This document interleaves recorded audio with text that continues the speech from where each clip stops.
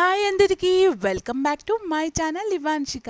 ఇవాళ వచ్చేసి చాక్లెట్తో దోశ అండి. చాలా అంటే చాలా టేస్టీగా ఉంటుంది, చాలా ఎమ్మీగా ఉంటుంది. ట్రై చేయాలనుకున్న వాళ్ళు ట్రై చేయండి. మెయిన్గా చిన్నపిల్లలు ఉన్న ఇంట్లో అయితే ఊరికే రొటీన్గా చేస్తే తినరు కదా. ఇలా ఎప్పుడైనా డిఫరెంట్గా ట్రై చేయండి.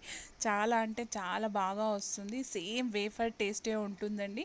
సేమ్ లేదు, దోశ బ్యాటర్ తీసేసుకొని సేమ్ దోశ లాగా వేసేసుకొని చాక్లెట్ అన్నది నేను తురిమి వేసేసుకున్నాను. అలా కూడా వేసుకోవచ్చు. కోకో పౌడర్ వేసుకున్న, కోకో పౌడర్ ఉన్నా ట్రై చేయొచ్చు. వేఫర్ టేస్ట్ వస్తుంది.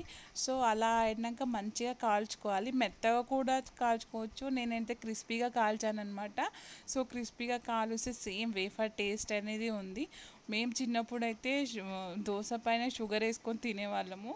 ఇలా డిఫరెంట్గా ట్రై చేస్తే పిల్లలు కూడా ఇష్టంగా తింటారు కదా. సో మా పాపకైతే ఇచ్చేసాను.